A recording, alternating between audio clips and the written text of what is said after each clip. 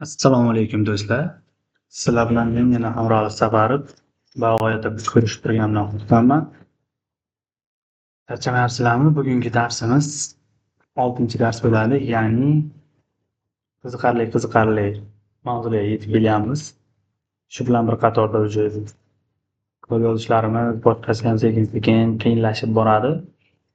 Bugungi mavzumiz built-in functions, ya'ni funksiyalar to'g'risida gaplashamiz. Unda boshladik. Xo'p. Built-in functions. Funksiyalar.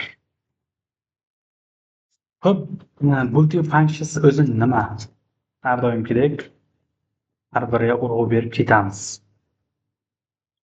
Built-in functions bu PostgreSQL ichida oldindan yaratilgan tayyor funksiyalar bo'lib, ular hisob-kitob qilish, matnlarni qayta ishlash va ma'lumotlarni tahlil qilishda qo'llaniladi. Bu funksiyalar dasturchiga vaqtni tejash va kodni soddalashtirish imkonini beradi. Hurmatli obunachilar, bitta narsani tushuninglar. Bu o'zi tayyor yozilgan funksiya. Biz shundan foydalanib, kechagi darslarni o'tdik, bitta ikkitasini, masalan, Langizda o'tdik va hokazo boshqalarini. Endi davom etib ketaveramiz. Hali bilan yana davom etaveradi. Bugun asosan 3 turini ko'ramiz. Ular nimadan iborat bo'ladi? Agregat funksiyalar, ya'ni matematik funksiyalar va string funksiyalar va nima bo'ladi? Uchinchisi esa date, ya'ni vaqtni hisobga oladigan funksiyalar bo'ladi. Xo'p, endi nima? String funksiyalar. Bular hozir qanday ishlashi o'zini bitta tushunib olaylik, keyin esa qanday ishlashini umumiy ko'rsatib beraman. Slaydda ham bor hali. Left chap tomondan kesib oladi. Right o'ng tomondan kesib oladi. Substring matn ichidagi qismni oladi. Trim bo'sh joylarni olib tashlaydi. Concate matnlarni birlashtiradi. Bu concate sizlar eslaringizda bo'lishsa kerak menimcha. Kechagi dars ikkita slash bilan ikkita ustunni birlashtirgandik. Bugun slash qilib o'tirmaymizda. Shu concate funksiyasi bilan tayyorgina birlashtirib qo'yamiz. Initcap har bir so'zni bosh harfini katta qiladi. Ya'ni matn bersangiz buncha, deylik 20 ta so'zdan iborat matn bor. Shuni hammasini bosh harfini katta qilib beradi. Kodi xuddi mana shu tarzda yoziladi. Bular faqat selectcha qo'llaniladi. Selectcha qo'llanish shart. Select full name, trim full name. Ya'ni bo'sh joyda olib tashlaydi. Email right, ya'ni emaildan right degani bu oxiridan oladi, left boshidan oladi. Endi select replace, ya'ni ma'lumot beramiz, ma'lumotni o'rni almashtiradi. Masalan, salom dunyo qo'yilgan bo'lsa, endi dunyoni o'rnini almashtir, olam deb qo'y deyapti. Bu hozir olam qilib qo'yadi. Uzr ming bor, trim 2 marta bo'lib ketdi. Trim bo'layotganda mana bunga yaqqol namoyon bo'lgan. Masalan, al berilgan, alini bo'sh joy bor. Ikkita string ichaki bu. O'sha bo'sh joylarni olib tashlaydi. Substring nima qiladi? Postgres from 2 for 4, ya'ni Postgresdan ikkinchisini ol deyapti. 4 ta harfni ol deyapti. Bu yerga hozir masalan 4 ta harfni olsak, os 4 ta harf olinadi. Rest qoladi, p qoladi. Initcap salom dunyo, ya'ni bosh harfini katta qilib beradi. Xo'p, endi nima? Agregat funksiyalar, ya'ni matematik funksiyalar, bular nimaga misol bo'ladi? Sum qiymatlarni yig'adi, average o'rtacha qiymatlarni hisoblaydi, min eng katta qiymatni topadi, max min eng kichikini topadi, max eng kattasini topadi, count qatorlar sonini hisoblaydi. Ya'ni nima deyapmiz? Kodlar xuddi shu tartibda bo'ladi. Countni kechagi darsdan ko'rib ketganmiz. Umumiy ombordagi jami mahsulotlar sonini chiqarib beradi. Kodlar xuddi mana shu tartibda yoziladi. Endi men vaqt ko'p ketmasligi uchun from nimadir deb yozganim yo'q, chunki sizlar ham bu 6-darsda ko'ryapsizlar. Umumiy dars hisoblasak 7-dars bo'ladi. Endi sabab nima? From yoki table nomini yozib o'tirishim shart emas. Chunki deylik PostgreSQLda sizlar 25% hozir deyarli o'rganib bo'ldingizlar. Date funksiyalar tuchar sanani matn string formatga o'tkazadi. Now hozirgi sana vaqtni qaytaradi. Current date faqat bugungi sanani qaytaradi. Extract sanadan ma'lum bir qismini olish, year, month, day va hokazo olish uchun ishlatiladi.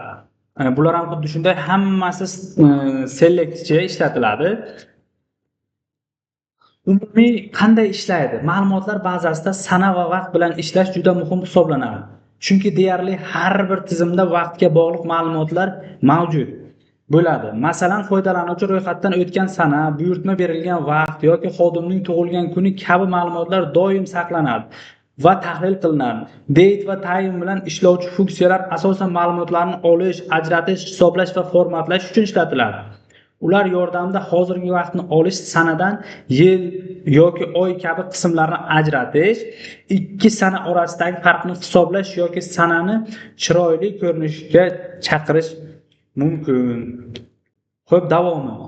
Kod ichida bu funksiyalar odatda select so'rovi ichida ishlatiladi. Diqqat qaratinglar, select so'rovi ichida ishlatiladi.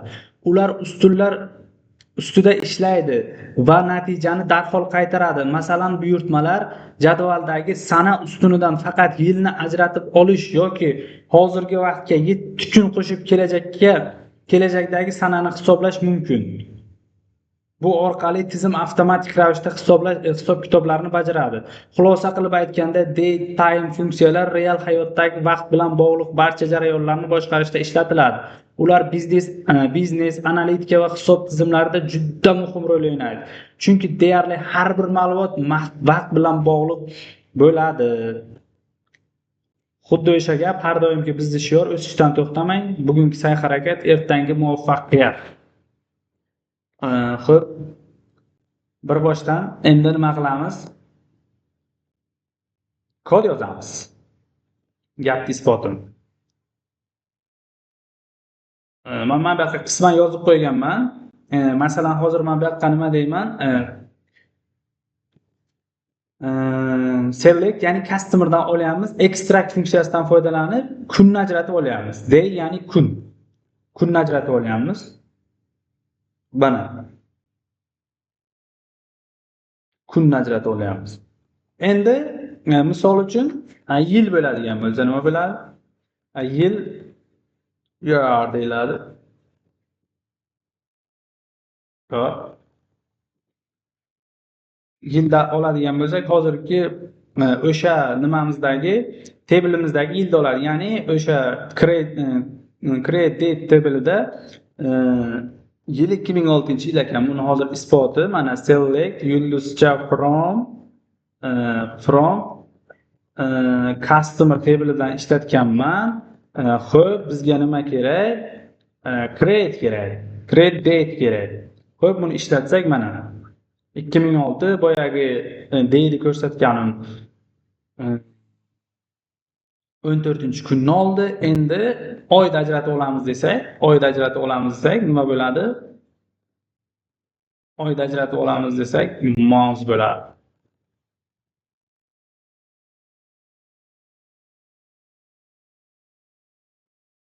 Mana o'sha 2-oy ekan.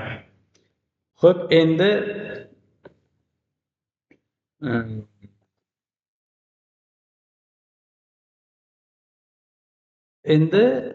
qani nima qanday ishlaydi? To chart. Select yulduzcha from nimadan olamiz? To chart. Xo'p, buni ham customerdan olamiz. Customerdan oldik. Bizga beri qani yil? Yana shu create date. Bunga xohlagan nimalaringizdan foydalansangizlar bo'ladi.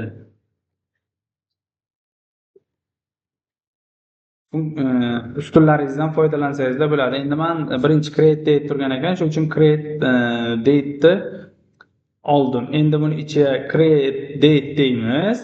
Bizga nimani olsin? Yil deydigan bo'lsak, 4 ta y bo'ladi. Xo'p, mana 2006-yilda oldi. Xo'p, endi bizga nima kerak? Month, oy kerak. 02 ni oldi. Endi bizga nima kerak? Day kerak, kun kerak.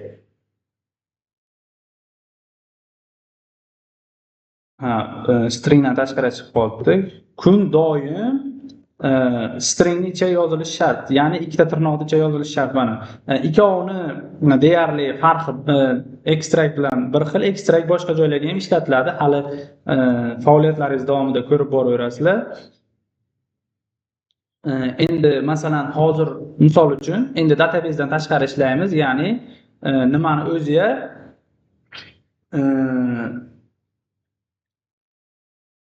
nima edi? Dp'ni o'ziga hozirgi vaqtni bugungi sanani sizlarga olib ko'rsataman. Xo'p, mana data pair'ni ko'raylik. Уже mana hozir 2026-yilligini now degani hozir degani. Shu uchun ham ishlayapti.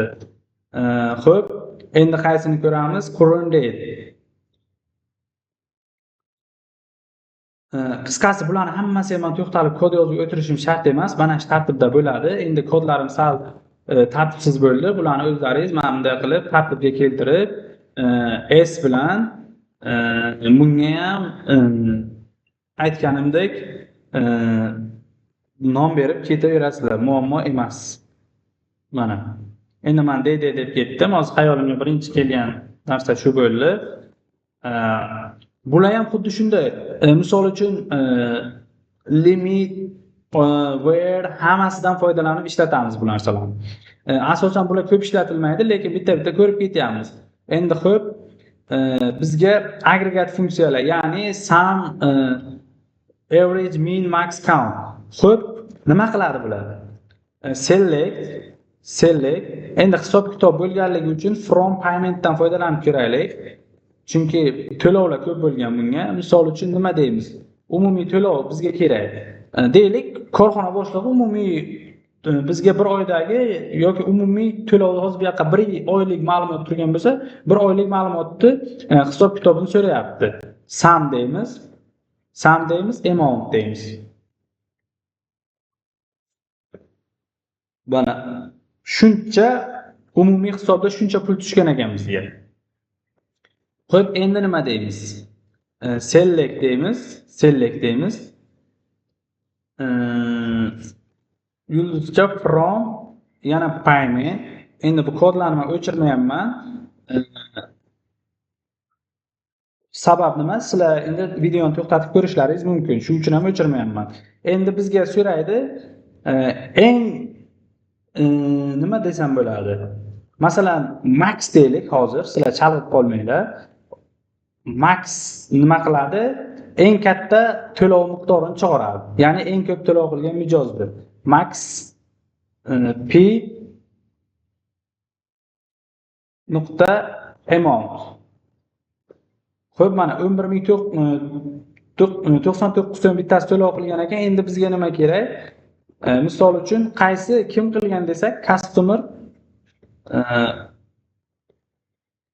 p nuqta customer ID. Yo'q, hozir bu yoqqa virgul qolib ketdi. Ishlash kerak. Hozir bu ishlamaydi. Sabab nima? Ishlamasligi buni ertaga dars ko'ramiz gruppay mavzusiga. Chunki aggregate function bu kechagidek distinct davom bo'ladi. Hozir bularni o'rgatmasdan turib, uni o'rgatib bo'lmaydi. Chunki sizlar chalib qolasizlar. Eng katta to'lov shuncha bo'lgan ekan. Endi eng kichkina to'lov select yulduzcha from payment. Eng kichkina to'lov qancha bo'lgan ekan? Bularning ham hali yo'li bor. Masalan, bu to'lovlarni kim qilgan, qachon qilgan, qanday qilgan, dayishlargacha ko'rsa bo'ladi. Faqat hozir uni vaqti emas. Uni join mavzusiga o'tgan paytimiz ismi familiyasigacha bemalol chiqarsak bo'ladi. Min deymiz. p.amount. Eng kichkina to'lov qancha bo'lgan? Eng kichkina to'lov 0. Ya'ni kimdir bizga kelgan mijoz, savdoga kelgan, ro'yxatdan o'tgan, lekin to'lov qilmay ketgan, shu uchun uni nimasi, ma'lumoti 0 saqlangan. Endi count select from count payment bo'lsin. Umumiy ombordagi yoki nimadirdagi mahsulotlarni jamini sanab beradi bizga. P.amount 14596 marta bizga to'lov amalga oshirilgan ekan, umumiy. Masalan, bu endi databasega masalan 3 oylik ma'lumot turgan bo'lsa, 3 oylik ma'lumotimiz bizga shu paytgacha bizni deylik magazinimizga yoki korxonamizga va hokazo shuncha marta mijoz kelgan, shuncha marta to'lov qilgan hisoblanadi. Xo'p, endi string funksiyalar. String funksiyalar nima qiladi? Deylik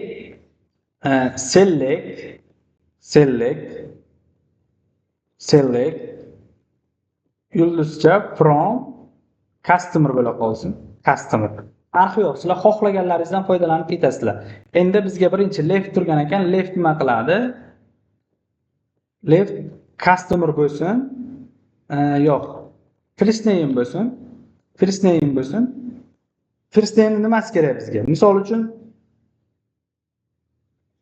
xo'p, mayli. Sizlar hozir chalg'aysizlar buni. Last name bo'lsin. Bir degani bu birinchi harfni ol degan ma'noda kelyapti.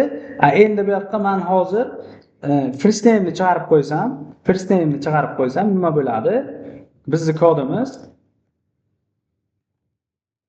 mana. Endi Jared A deyapti, to'g'rimi? Bosh harfni oldi hammasini. Endi bizga shunday nimadir qilishimiz kerak. Masalan, bizdan korxona rahbari umumiy nimanidir so'rayapti. Masalan, to'liq ismi kerak emas, ma'lumot kattalashib ketadi. Familiyasi bilan masalan Safarov X. Masalan, men Hamro'li bo'ladigan bo'lsam Safarov X. Endi buni kecha ikkita mana bunday nima bilan birlashtirgan bo'lsak, slash bilan bugun nima qilamiz? Concat degan funksiyani o'tamiz. Concat bu ikkita ustunni birlashtirish uchun ishlatiladi. S nuqta first name virgul last name desak. Uje mana ishladi, to'g'rimi? Ishladi. Endi nima bo'ladi? Ikkita string qo'yamiz.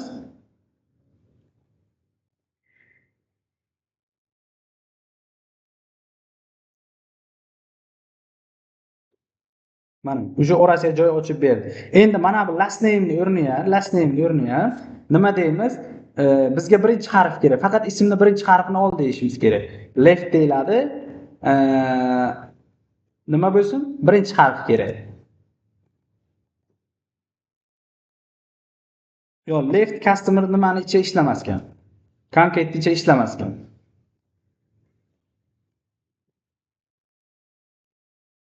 Last name bo'ladi. Asosan bu ko'p ham ishlatilmaydi. Buni shunchaki ko'rib ketsangizlar bo'ldi. Erta bitta eslab olib ishlatib ketaverasizlar. Hozir meni ham hammasi umumiy esimga yo'q. Chunki doim ham ishlatmaymiz bu narsalarni. Biz asosan shu max, min, samlardan foydalanamiz. Bular ham juda ko'p kerak bo'lmaydi. Mana shu tartibda bo'ladi. Endi misol uchun nimadir qiling, qandaydir ma'lumotlarni yig'ing degan ma'noda keladi bular. Misol endi yana nima bor? Concatni ko'rdik, initcap. Endi initcapga hozir nimani misol qilishim mumkin? Select deyman. Kodi xuddi mana shu tartibda yoziladi. Initcap deyman. Select chunki bizga bu bosh harfini katta qilib beradi-ku. Hozir o'zimiz tabledan foydalanadigan bo'lsak, bizni tablega hamma nimasi harflarni bosh harf katta mana nima ismni ham familiyani ham. Endi masalan Ali deydigan bo'lsam nima bo'ladi? Alining bosh harfini katta qilib beraman. Masalan ko'proq ma'lumot kiritsangiz, misol uchun ko'proq ma'lumot kiritsangiz, yo'q, ikkita ma'lumot ishlamaydi, bitta ishlaydi. Mana shu tartibda amalga oshadi. Buni nimaligini ko'rib ketsangizlar bo'ldi, hurmatli obunachilar. vaqt soat kelgan payti shunda eslab olib, qachon kerak bo'lsa, ehtiyojlaringizdan kelib chiqib ishlatasizlar, lekin 100% hammasi ham hamma joyga ishlatilmaydi. Prosto nimaligini bilib, ko'rib ketsangiz bo'ldi. Endi bitta muhimini ko'rsak, ikkita qoldi. O'zi ikkita right degani bu chap tomondan oladi. Boya left ko'rdik, birdi dedik. Endi xo'p, mayli, bitta hozir nimani ko'rsatib ketay. Select deymiz. Yulduzcha from customer table'idan foydalandik bunga. Xo'p, customer table'idan foydalandik.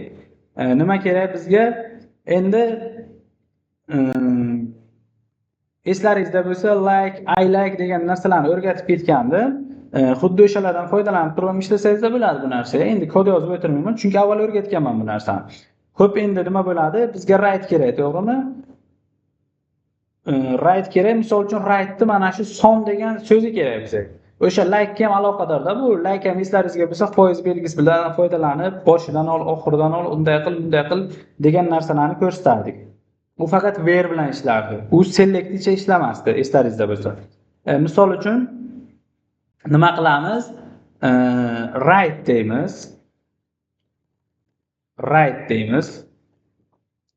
Right deymiz. Nima bo'lsin? First name deymiz. Yo, last name mayli. Last name bizda oxiridan har nimani, ismlarni oxiridan 3 ta nimani olsin, so'zni olsin. Mana. Eli bu o'zi 3 ta ism, 3 ta so'z harfdan iborat. Son boyagi oxirgisi ems, nears, on hammasidan 3 ta so'z olib beryapti bu. Shu vazifani bajaradi. Bularni ham shu ehtiyojlaringizdan kelib, buni aynan nima foydasi bor bizga, unday deyishlaringiz mumkin. Hammasi kerak bo'ladi. Ehtiyojlaringizdan kelib chiqib, kerak bo'lgan payt ishlataverasiz. Nima o'zi bu yoqqa kerak bo'ladi, bu yoqqa kerak bo'ladi deb ayta olmayman. Chunki o'zlaringizdan fikrlashlaringiz kerak. Boshqa narsa hammasi. Endi substring, misol uchun, substring nima qiladi? Substring select deymiz. Select substring bo'lsin. Misol uchun men ismimni yozaman.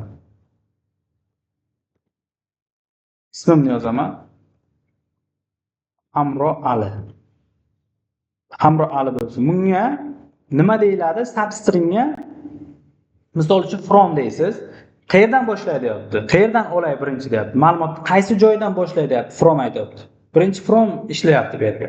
Xo'p, bizga Alini olaylik. 1 2 3 4 5. Fromga 5 beramiz. 5-harfdan 5 ni tashlab ketib 6-dan boshlaydi. For deymiz. 3tasini ol deymiz. Yo'q, 6 berishimiz kerak. Alini olish uchun 6 berishimiz kerak. Mana. Bu matnlarning ichidan qandaydir ma'lumot kerak bo'ladi, umumiy databazamiz ichidan xuddi shunday kesib beradi. Buni men bevosita, bilvosita sizlarga tabelda ham ko'rsatib berishim mumkin. Bu juda oddiy narsalar, o'tmasak bo'lmaydi, lekin kerak. Asqotadi qachondir. Endi nima qoldi? Bizda replace qoldi. Replace nima qiladi? Masalan, bizda deylik, ikkita so'z bo'layotgan bo'lsa, mana select from replace, salom dunyoni dunyo bilan olamni o'zgartirish kerak. Nima bo'ladi? Hozir salom olam qilishimiz kerak shu narsani. Salom olam qilishimiz uchun select deymiz. Yulduzcha emas,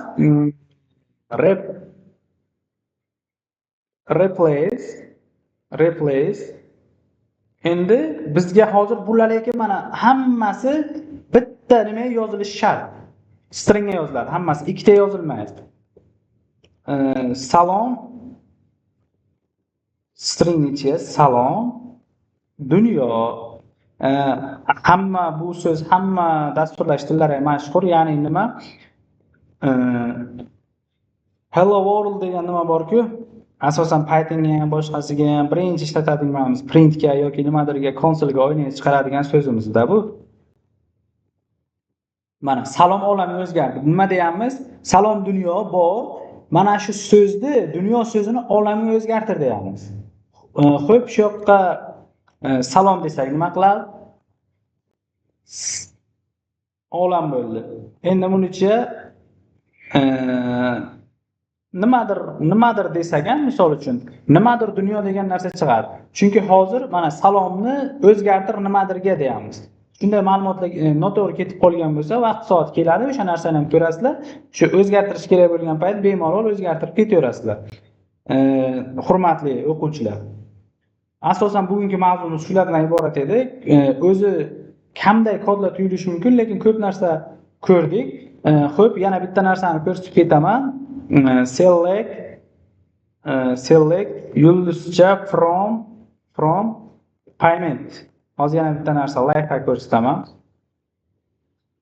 Bu yoqqa nima bo'lyapti? Masalan, deylik boyagi left dedim-ku, misol stringga ishlaydi dedim-ku. Endi biz shuni songa, ya'ni intga, integerga ishlatamiz. Qanday qilib ishlatamiz? Xo'p, left deymiz. Left nima bo'lsin? Left deymiz. Bizga amountni faqat butun qismi kerak. Yana ma'lumot o'rnida internetdan bevosita foydalanib ko'rsangiz, masalan, sizlarga men yo'nalish beryapman. Shunday narsa bor deganimni. Endi sizlar o'zlaringiz fikrlashlaringiz kerak. Men funksiyalarni hammasidan yozib o'tirmadim.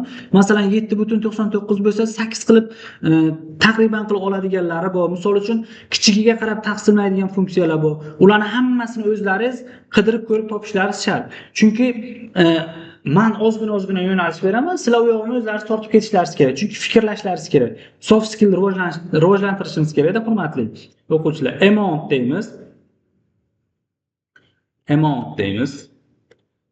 deymiz. Virgul 1 deymiz. Qani hozir ishlaydi? Ishlamaydi. Error function leave numeric integer. Ya'ni buni ishlata olmaysan deyapti. Endi biz ham uni kutilmaganda yangi bitta o'zgarishcha qilamiz. Mana birinchi bosh harfini, birinchi so'zini olib berdi. Nimasini, sonini, butun qismini olib berdi. Masalan 7.1 nima bo'ldi hozir bu yoqqa qanday jarayon ketyapti? Bu amount o'zi integer turibdi, son turibdi. Sonni biz prosta tekst ko'rinishini o'zgartirib oldik. SQL shunday yaxshi bir bizga jarayonlarni qo'llashga yordam bergan va funksiyalardan foydalantirganmiz. Mana shunday tekst qilganmiz. Masalan, shunday vaqt soat keladi, sizlar tekst bo'ladigan bo'lsa int deb turib integerga o'zgartirasizlar. Faqat unday bo'ladigan bo'lsa, mana shunday shunchaki tekstni int yozib qo'yasizlar, bo'ldi. Shuni ko'rsatmoqchi edim. Faqat mana butun qismini oldik. 7.99 bo'lgan bo'lsa, butun qismini olyapmiz. Tekst qilib turib mana shunday. Bugungi darsimiz shulardan iborat edi, hurmatli o'quvchilar. Agar video dars boshqalarga tezroq yetib borishini, boshqalar ham manfaatli bo'lishini xohlasangizlar, podpiska bosib, like bosib, qo'llab-quvvatlashlaringizni so'raymiz. Ajratgan vaqtlaringizga rozi bo'linglar. Men ham sizlar ajratgan vaqtimga roziman. Yaxshi noldan boshlagan bo'lsangizlar, professional darajada chiqasizlar degan umiddaman. Keyingi darsimiz group by mavzusi bo'ladi. U ham juda qiziq mavzu bo'ladi. Distinct. Masalan, o'sha distinct bilan aloqador.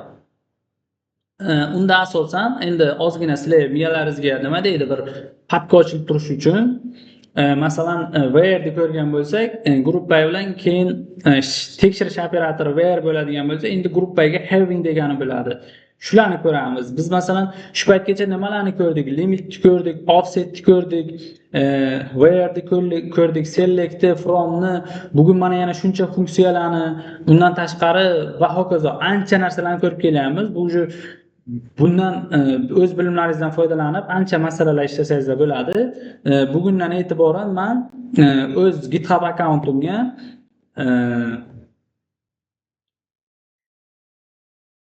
mana